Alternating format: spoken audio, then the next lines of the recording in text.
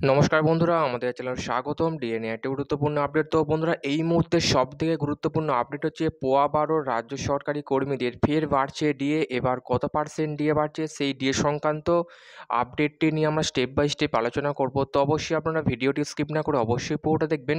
তো তার আগে বলে রাখি, যে সকল বন্ধুরা আমাদের চ্যানেলে নতুন, আমাদের চ্যানেলের পাশে সাবস্ক্রাইব করার পর পাশের যে বেল আইকন সেটিও প্রেস করবেন। লেটেস্ট ভিডিও আপডেটগুলি সবার আগে পেয়ে যাবেন। দেখে নেব আজকে ডিএ সংক্রান্ত গুরুত্বপূর্ণ আপডেটটি।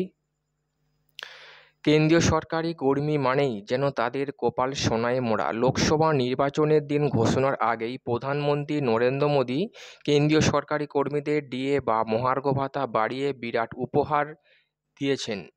সে সময় এক ধাক্কায় 4% ডিএ বাড়িয়ে 50% করে দিয়েছিল কেন্দ্রীয় সরকার। তবে শোনা যাচ্ছে এ নিয়ে তৃতীয়বার সরকার গঠনের পর খুব তাড়াতাড়ি কেন্দ্রের তরফে আনা হবে অষ্টম বেতন কমিশন।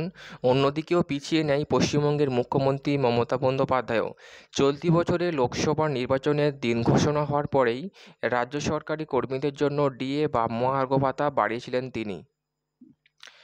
এক ধাপে তিনি 4% ভাতা বাড়িয়ে 14% করে দিয়েছিলেন। এইসবের মধ্যেই জল্পনা তৈরি হয়েছে রাজ্য সরকারি কর্মীদের জন্য খুব তাড়াতাড়ি আসতে চলেছে সপ্তম বেতন কমিশন।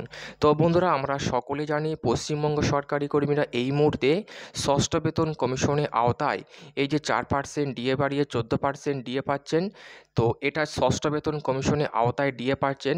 তো পশ্চিমবঙ্গের মুখ্যমন্ত্রীর তরফ থেকে, নবান্নের তরফ থেকে, নিউজ মিডিয়ার তরফ থেকে যে সূত্র মারফত খবরটি আমরা জানতে পারছি, খুব তাড়াতাড়ি পশ্চিমবঙ্গের সরকারি কর্মীরা সপ্তম বেতন কমিশনের আওতায় আসতে চলেছে।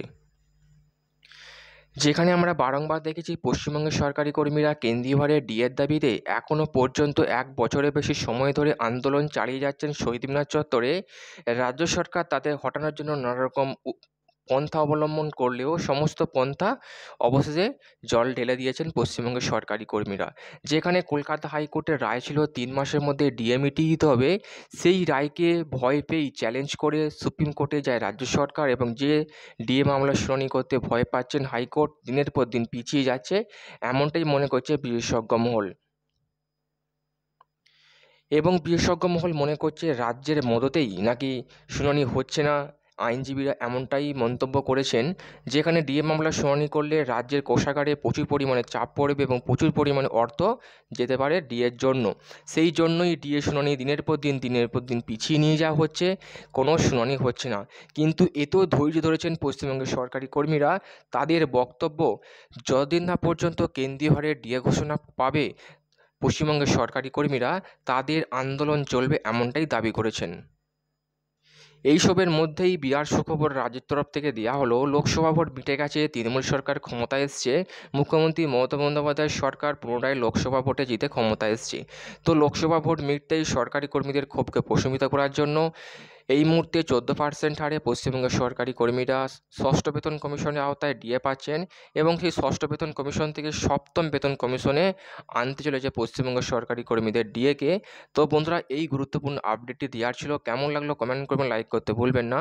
ডিএ সংক্রান্ত পরবর্তী আপডেট পাওয়ার জন্য আমাদের চ্যানেলটিকে সাবস্ক্রাইব করে রাখবেন। থ্যাংক ইউ বন্ধুরা ভিডিওটি দেখার জন্য।